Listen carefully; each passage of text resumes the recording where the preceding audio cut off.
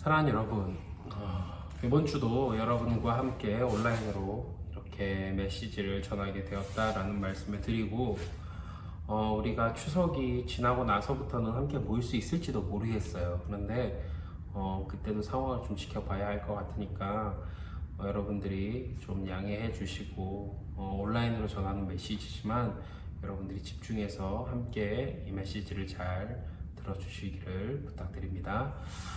오늘 우리가 함께 살펴볼 말씀은 출애굽기 28장 1절에서 5절까지의 말씀입니다. 여러분 성경책을 준비하셔서 출애굽기 28장 1절에서 5절까지의 말씀을 저와 함께 읽도록 하겠습니다. 함께 읽겠습니다. 너는 이스라엘 자손 중 내 형 아론과 그의 아들들 곧 아론과 아론의 아들들 나답과 아비후와 엘르아살과 이다마를 그와 함께 내게로 나오게 하여 나를 섬기는 제사장 직분을 행하게 하되 내 형 아론을 위하여 거룩한 옷을 지어 영화롭고 아름답게 할지니 너는 물은 마음에 지혜 있는 모든 자 곧 내가 지혜로운 영으로 채운 자들에게 말하여 아론의 옷을 지어 그를 거룩하게 하여 내게 제사장 직분을 행하게 하라. 그들이 지을 옷은 이러하니 곧 흉패와 에봇과 겉옷과 반포 속옷과 관과 띠라. 그들이 내 형 아론과 그 아들들을 위하여 거룩한 옷을 지어 아론이 내게 제사장 직분을 행하게 하라. 그들이 쓸 것은 금실과 청색, 자색, 홍색 실과 가늘게 꼰 배실이니라. 아멘. 사랑하는 여러분, 여러분은 이 화장품이나 향수를 혹시 사용해 본 적이 있나요? 아니면 사용하고 있나요? 남학생들은 우리가 그런 걸 왜 써? 라고 생각을 할지 모르겠지만 아마 여학생들 중에는 이 화장품이나 향수에 관심 있는 학생들도 꽤 있는 것 같아요.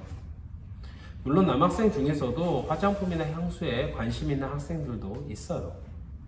그런데 보통 화장품은 이 피부 관리나 미용을 위해 사용을 하고 또 향수는 상대방한테 좀 좋은 인상을 주기 위해서 좀 사용을 하잖아요. 그러니까 내가 향수의 냄새를 좋아해서 뿌리는 경우도 뭐 있겠죠.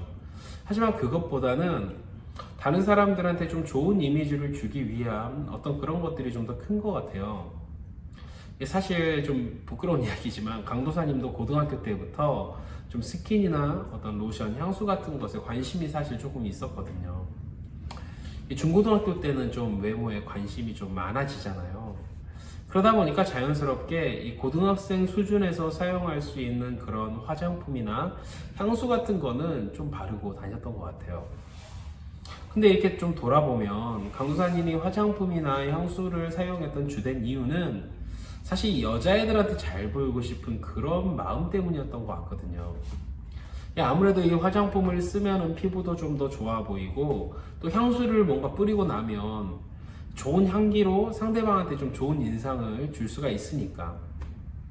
솔직히 밖에서 뭐 여사친을 만날 일도 없고 그냥 뭐 남자애들 만나서 놀려고 한다라고 하면 굳이 화장품이나 향수를 쓸 일이 없었겠죠. 왜냐면 뭐 땀 냄새가 나든 뭐 발냄새가 나든 사실 뭐 남자끼리니까 별 크게 신경도 쓰지 않았을 테니까요. 물론 그렇다고 해서 뭐 화장품이나 향수를 사용하는 사람들이 모두 다 강도사님처럼 그런 마음을 가지지는 않았을 거라고 생각을 해요. 하지만 이 화장품이나 향수는 주로 사실 어떤 피부의 개선이나 건강을 위한 목적도 있지만 그것보다는 미용이나 사실 외모를 꾸미기 위해서 하는 경우가 좀 더 많지 않나요?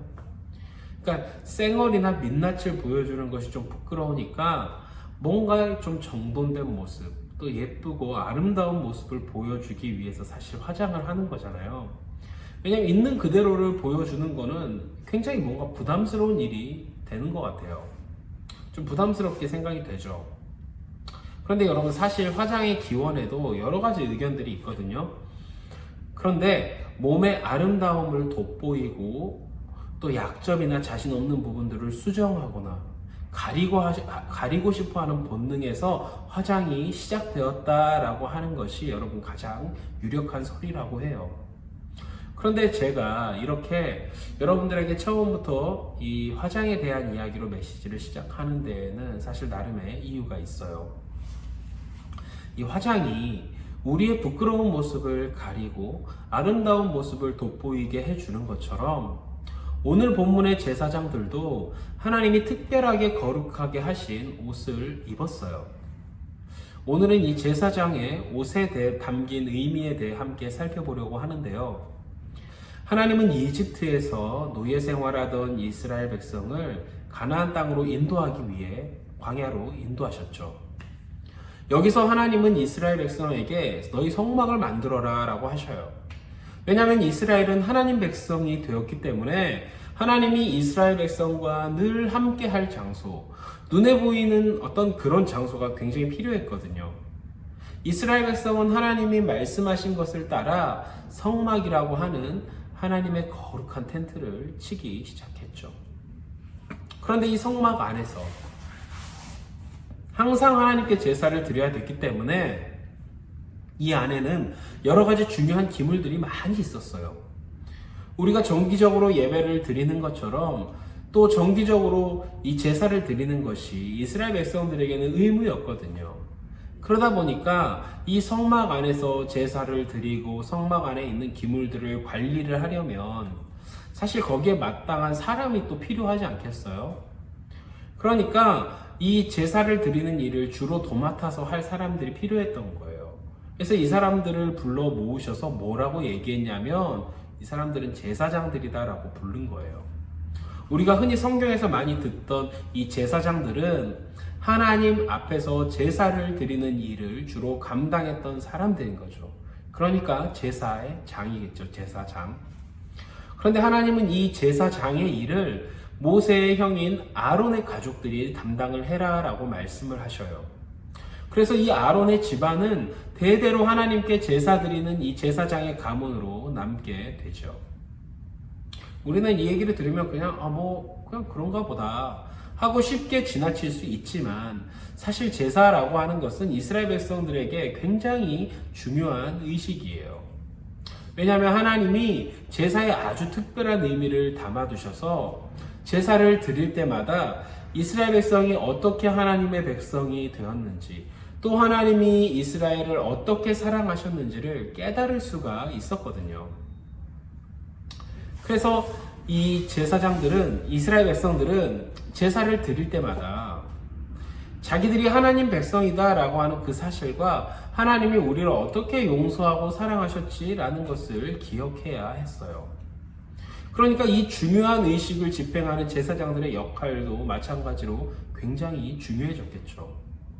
그래서 하나님은 이 사람들에게 아주 특별한 옷을 입고 하나님 앞에 제사를 드리게 하셔요. 제사장들이 입는 옷을 먼저는 에봇이라고 하는데요. 이 옷이 어떻게 생겼냐면 금색, 파란색, 보라색, 붉은색 실과 가늘게 꼰 실을 사용해가지고 굉장히 정교하게 만들어진 옷이에요. 가슴에는 금으로 만든 테두리 안에 각종 보석들이 박혀있는 흉패를 달게 하셨고요. 하나님은 오늘 본문 4절에서 제사장들을 위한 이 옷이 거룩한 옷이다 라고 말씀을 하셔요. 그럼 하나님이 특별하게 다른 사람들하고 구별되게 이 옷을 만들어라 라고 하셨으니까 이 옷은 거룩할 수밖에 없었겠죠. 그리고 하나님은 이 옷을 입고 제사를 드려야 되고 이 직분을 행하는 제사장들을 너희를 거룩하게 여기겠다라고까지 약속을 해주셨어요. 여러분, 하나님이 제사장들을 이렇게 세우시고 특별한 옷을 입힌 뒤에 너희는 거룩한 사람들이야 라고 말씀을 하셨는데 이 제사장들이 원래부터 특별한 사람들이었을까요? 아니에요. 그냥 수많은 이스라엘 백성 중에 하나님이 선택한 사람일 뿐인 거죠. 제사장이어서 특별한 사람이다 라고 할 수 있을 만한 것이 사실 전혀 없어요.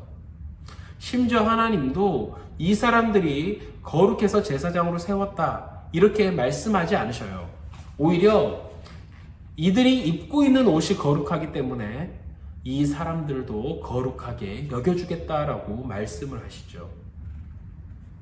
앞에서 화장의 예를 들었지만 화장이 여러분 성형과 다른 게 뭐죠? 성형은 얼굴 자체를 완전히 바꾸는 일이잖아요. 하지만 화장은 지금 있는 내 얼굴의 부끄러운 부분을 조금 가리고 아름다운 부분을 좀 더 돋보이게 만들어주는 역할을 해요. 마찬가지로 제사장의 옷도 제사장이라고 하는 그 사람 자체를 바꾸지는 못해요. 다만 제사장이라고 하는 사람이 하나님 앞에서 거룩한 사람으로 여겨지게 하는 그런 역할을 했을 뿐이죠. 그런데 여러분, 제사장의 옷이 제사장을 거룩한 사람으로 여겨지게 했다라고 하는 게 여러분 왜 중요할까요? 제가 굳이 제사장과 제사장이 입은 옷의 관계를 강조해서 말하는 이유는 하나님이 우리를 바로 이 시대에 하나님 앞에서 예배드리는 하나님의 제사장으로 부르셨기 때문이에요. 제가 여러분들을 또 여러분과 우리를 하나님의 제사장으로 부르셨다라고 말하는 이유는 여기에 있어요. 베드로전서 2장 9절 말씀을 보면 그러나 너희는 택하신 족속이요 왕 같은 제사장들이요 거룩한 나라요 그의 소유된 백성이니라고 선포를 하죠. 베드로는 이 말을 지금 예수님을 믿는 사람들에게 하고 있는 거예요. 그런데 여러분은 예수님을 믿어요, 안 믿어요? 믿죠. 그러니까 저와 여러분이 하나님이 택한 백성이고 왕 같은 제사장이고 거룩한 나라의 일원이라고 하는 말이에요.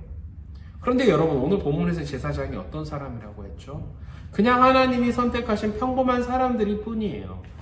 이스라엘 백성들처럼 부족함도 많고 실수도 많고 죄도 많은 그런 사람들일 뿐이라는 거죠. 그런데 이들이 거룩한 존재가 된 것은 하나님이 이들에게 입혀준 옷 때문이었어요. 마찬가지로 하나님이 우리를 거룩한 나라의 백성으로 부르셨죠. 하나님 앞에서 예배해야 하는 현대판 제사장으로 부르셨지만 우리가 제사장이 된 것, 지금 하나님 앞에서 예배를 드릴 수 있는 제사장이 된 것은 우리라는 사람이 특별해서가 아니라는 말이에요. 우리가 하나님 앞에서 거룩하고 특별한 왕 같은 제사장이 된 이유는 역시 우리에게도 입혀진 옷이 거룩하고 특별하기 때문이죠. 여러분, 우리한테 옷이 입혀졌다라고 했는데 이게 무슨 말일까요? 예수님이 우리한테 어떤 직접 옷을 사준 적도 없잖아요. 이게 무슨 말이냐면 로마서 13장 14절은 우리에게 오직 주 예수 그리스도로 옷 입고 정욕을 위해 육신의 일을 도모하지 말라라고 하고 있어요. 이 말은 사도 바울 선생님이 예수님을 믿는 사람들에게 하는 말이에요. 여기서 사도 바울 선생님이 뭐라고 얘기하냐면 예수님을 믿는 것을 예수님이라는 옷을 입는 것에 비유하고 있는 거예요. 더 정확하게는 예수님을 믿을 때에 예수님의 의로움이라고 하는 그 옷이 우리 안에 있는 더러운 죄와 욕심을 가려가지고 하나님이 보셨을 때 우리가 예수님처럼 의로운 사람으로 여겨지게 되었다라는 말이죠. 여러분, 마치 제사장들이 거룩한 옷을 입어서 거룩한 사람으로 여겨진 것처럼 말이에요. 사랑하는 여러분, 우리가 예수님을 믿게 되었을 때 우리한테는 예수님의 의로움이라고 하는 옷이 입혀졌어요.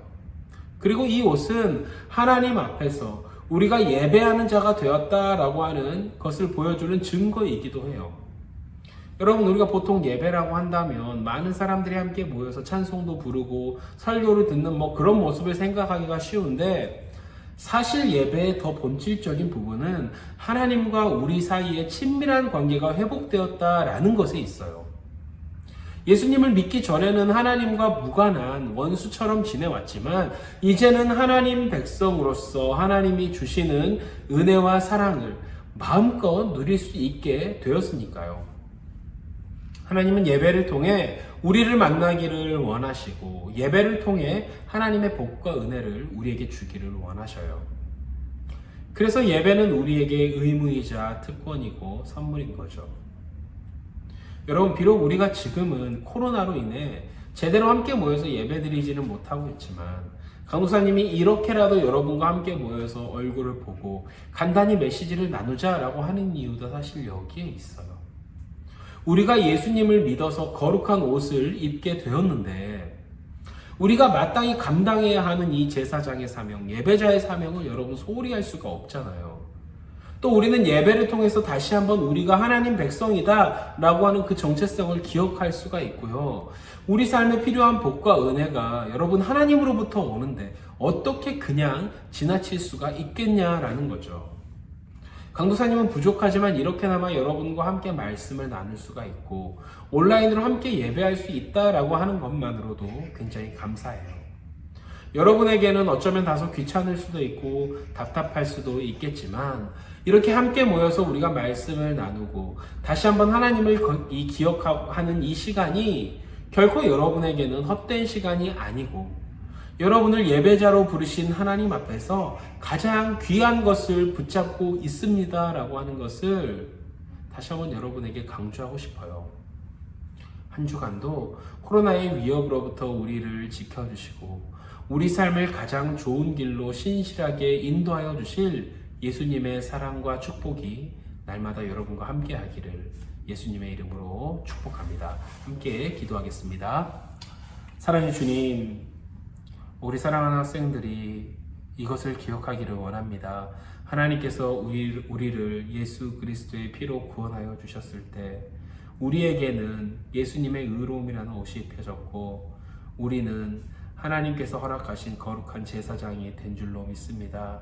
우리가 해야 할 일은 하나님 앞에 날마다 우리를 구원하여 주신 하나님께 감사하며 예배하는 일인 줄로 압니다. 하나님, 일주일에 한 번 찾아오는 정기적인 예배 시간이 코로나로 인하여서 아버지 방해를 받고 있지만 우리가 온라인으로라도 함께 모여서 주님 앞에 예배할 때에 하나님, 우리 사랑하는 학생들의 삶을 붙잡아 주시고 선생님들의 삶을 붙잡아 주시며 하나님, 우리 사랑하는 학생들과 선생님들이 예수 그리스도 안에서 정말 주님께서 우리를 사랑하여 주신 그 사랑을 붙잡고 우리의 신앙을 날마다 아버지 하나님 약해지지 않고 더욱더 주님을 향한 뜨거운 마음을 가지고 살아갈 수 있는 우리 학생들 될 수 있도록 축복해 주시옵소서. 하나님, 날마다 우리를 지키시고 보호하여 주실 것을 믿고 의지하오며 사랑이 많으신 우리 구주 예수 그리스도의 이름으로 간절히 기도드립니다. 아멘.